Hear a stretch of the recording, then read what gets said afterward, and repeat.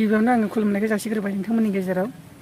दा बे भिडिअनि गेजेरजों आं नोंथांमोननो खोन्थालांनो सानदों। गिबियावनो जोंहा फंबायनिसिम जेन'बा बे भिडिअखौ बानायनो थिननायनि थाखाय। नाथाय फंबाया आंनि गावनि मुंखौ दाला होनना बुंनायखौ आं दा नोंथांमोननो खिन्थानाय जानाय नंला। बे जाहोना बेनो, नोंथांमोना थांनायाव नायना मिथिबाय जानांगौ आरो लास्टआव आं नोंथांमोननो खोन्थागोन।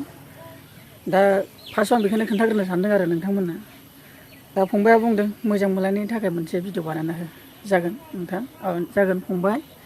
दा बे भिडिअखौनो जादों नोंथांमोननो खोन्थानांगौ बायद'आ दा बिदिनो जागासिनो।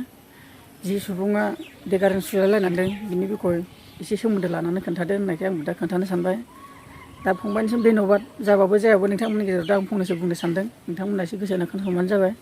दा बेनो आरो नोंथांमोननि थाखाय एसे गोख्रों जानांगौ आरो साबधान जानांगौ आरो मोजां मोनलायनाया फांफुं नङा, बेखौनो आं गिबियाव बुंग्रोनो सानो। दा फार्स्टआवनो स्टार्ट खालामगोन आङो सेंग्रानिफ्राय लानानै। सेंग्राफ्रा ओरैबायदि जाय सिख्लाखौ मोजां मोनो, गाव गावनि सायख'नायजों मोजां मोननानै जाय सिख्लाखौ गोसो होनानै मोजां मोनो, बे सैथोनो गोसो होनानै मोजां मोनो आरो नांथाबनानैबो थायो। दा बेनो आरो मोनसे बाथ्राया।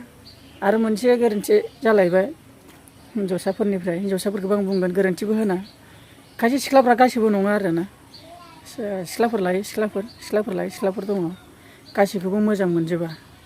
सासे सेंग्राखौ मोजां मोननानै गुबुन सेंग्राखौ मोजां मोननाय, बे सासे सेंग्राखौ मोजां मोननानै बै आरो गुबुन सेंग्राखौ मोजां मोनहैनाय, बेबादि दङ।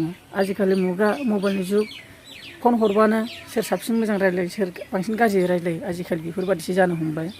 आरो सोर बांसिन अनो, सोर थाखा फैसा हरो, सोर बादिखौ फसन्द जायो, दा गावसोरसो मिथिसिगौ सिख्लाफ्राबो। थिग बेबायदिनो दा समयसाया सिख्लाफ्राबो सासे सेंग्राजों नांथाबनानै थाया आरो माखासे बेराफारसेबा सेंग्राफ्राबो सासे सिख्लाजों नांथाबनानै थाया। बेफोरबायदि समयसा जागासिनो दं। आं मिथिगासिनोबो आरो खोनागासिनोबो आरो नुलागासिनोबो दङ। नाथाय जों रावखौबो नाम लानानै बेयाव थांगोन आं बुंनो साना। जायखिजाया आङो बुंगोनल' माथ्र' सेंग्रा सिख्ला। दा सेंग्रा सिख्लाफोरनि गेजेराव साननो गोनां बेनो, गिनांगौबो दे आजिखालिनि जुगाव सेंग्रा सिख्ला मोजां मोनलायनाया। आं सिगांबो बिदिनो बहुद भिडिअ बानायबोबाय थादोंमोन। सेंग्रा सिख्ला समाव फरायनायनि सम, फरायनायखौ सिगां सोलोंथाइ लाग्रो। इयुनावब्लाबो नोंथांमोना सानसेब्लाबो गावनि मोजां मोननाय बा गावनि फिउचार लाइफनि संसार जानायखौ जेब्लायबो मोनखागोन। नाथाय सोलोंथाइ लाग्रोनायसो सिगां, बेखौ आं सिगाङावनो बुंबाय थाखादोंमोन। होमब्लाबो सोर जोंनि बाथ्राखौ खोनासंग्रा दं? जों माथ्र' बुंग्राल'सो नङा होमबा? होमब्ला दाबो आं बुंग्राल'सो। नाथाय नोंथांमोनासो बुजिना लानांगौआ, जायफोर सेंग्रा सिख्लाफोर नङा होमबा? दा नायदो, गुबुनखौ लानानै माखासे आरो गुबुननि गेजेरफ्रावबो बेफोरबायदि जाथाया जागासिनो दङ। माब्रै होनोब्ला सासे सिख्लाखौ सासे सेंग्रा मोजां मोननानै बेबायदिनो सिख्लाया मोजां मोनथेरा, बायदि बायदि टेनसन होबाय थायो सेंग्राखौ, बायदि बायदि खोथा बुंबाय थायो, बेफोरावसो जाथाया जायो नङा होमबा? थिग बेबायदिनो सेंग्रायाबो सिख्लाखौ माबा मोनसे जाहोन खोन्थाबाय थागोन, माबा मोनसे बुंफुंबाय थागोन, माबा मोनसे रायहरगोन, माबा मोनसे बायदि बायदि रागा जोंनाय बाथ्राया माने मोजां मोनलायनायावबो रागा जोंलायनाया फैयो। बेफोराव कन्ट्रल गैयियावनो बेफोरबायदि जाथाया जायो। दा सेंग्राफोरखौ मोजां होनजोबद्रायनो हाया, सिख्लाफोरखौ मोजां होनजोबद्रायनो हाया। जाय खिन्थु गासैखौबो आं बुङाखै। जायफोर बेफोरबायदि अबस्थायाव दङ, माने बेफोरबायदि माने गोनो गोथोजों मोजां मोनलायनानै थानाय, गोसोलायना थानाय, बेफोरबायदिनि सायावसो आं बुंदों। मोजां मोनलायनांगौबा गोख्रोङैनो मोजां मोनलायना थानांगौ। बेफोरबायदि बुथारलायनाय माबा बायदि बायदि जालायनाय बेफोरबायदि दाजा। सिगाङाव गावनि सोलोंथाइ लाग्रा उनफ्राव बेफोरबायदि मोजां मोनलायनायाव फैनांगौ, आं बेखौसो आं लुगैयो। दा नोंथांमोननि गेजेराव जाबाबो जायाबो आं दा फंनैसो बुंबाय। जायो जाथायफ्रा बेफोरबायदिनो, दा गावसोरनो थिग नङाबा मोजां मोनलायनायनि गेजेराव बेफोरबायदि दावराव दावसिया फैनानै दा बेफोरबायदि जाथाया जाबाय नङा होमबा?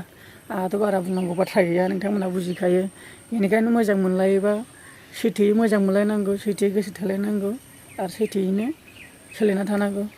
बेबायदिनो गेजेर खन्द'आव मोजां मोनलायबाय थानाय गेजेर खन्द'आव बेफोरबायदि जाथाय जानानै नागारलायनायबो जायो। सोरबा मोजां मोनलायनाय मोनथायनायबो थायो, बेफोरबायदि जायो। नाथाय गाव सानैनि गेजेराव गोसो थोलायनाया गोरा जानांगौ, होमबा रावबो नोंथांमोनखौ डिस्टार्ब खालामनो हाया।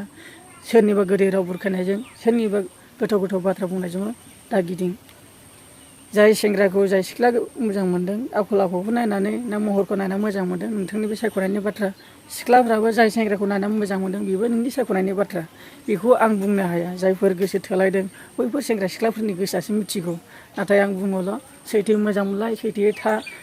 आरो मोनसे लाइफआव बेनो, गावनि लाइफआव जि सोलिगासिनो दं दासिम सेंग्रा बैसोआव, फरायनाय बा मोनसे सोलोंथाइ लानायाव नाजागासिनो दं, बेफोरखौ नाजाग्रो। मोजां मोननायजों नांथाबनानै थायोबा नोंनि सोलोंथाइ लानायाबो दुरबल जालाङो। गोसोआ मायाव बांसिन थाङो, गोसो थोनायाव बांसिन थागोन नैबे मेलेमा, लेखा फरायनायाव बारा गोसो होनाय नङा। बेनिखायनो सोलोंथाइखौ गावनिखौ लाग्रो। इयुनाव नोंथाङा गाव गोसो बायदि आजिखालि जोबनो थाङा, सिख्लायाबो जोबनो थाङा, सेंग्रायाबो जोबनो थाङा। बेनिखायनो सोलोंथाइ लाग्रोनाया गावनि गोनांथार। दा बेखौनो बुंनानै बेखिनियावनो आं दोनथ'नोसै नोंथांमोन। जानायखौ नाजावदो, जायखौ नागारदो। आरो नोंथांमोना आंखौ दुखु दामोन, बेखिनिखौनो बुंनानै दोनथ'नाय जाबाय। ओमफ्राय दा नोंथांमोननो आं फरायना खोन्थानायसै नैबे सेंग्रा सिख्लानि दावराव जानायनि बिखयखौ दायाव लिरनाय दङ। बड'लेण्ड रादाबनिफ्राय आङो बोखांनाय जादों। बिथांमोना बेयाव पेज लिरना होनाय जादों। बेखौनो आं फरायना खोन्थानोसै नोंथांमोननो। अलरेडि नोंथांमोनाथ' मिथिखाबायानो बांसिन निउसनि बिखयजोंनो। दा गासिबो एड्रेसखौ खोन्थाना होनोसै आरो एड्रेस गासैबो मुं नामफोरखौ। चिरां जिल्लानि सिङाव थानाय काजलगाव हालामनि अजानिगाव गामिनि निथुराज ब्रह्मआ बाक्सा जिल्लानि सिङाव थानाय हथाफारा गामिनि गावनि मोजां मोननाय सिख्ला ममता बसुमतारीखौ सुरुपेटायाव जोलुर गेलेनो फैनाय समावनो लामायाव देगारजों सुदों। दायनिगिरिखौ पुलिसा खाबाय। दायो जाथायनि सायाव गोख्रों नायबिजिरनाय सोलिगासिनो दं। दा मा खालामनो, दायखौ मावबाय जेब्ला पुलिसाथ' आखायाव लाखासिगोनानो। बेनिखायनो एसेबांनाखि सुबुंफोर बेफोरबादि दाजासै, गाव गावखौ बुजिनो नाजादो आरो मोजां लामायाव फैदो, नङा होमबा? बेखिनि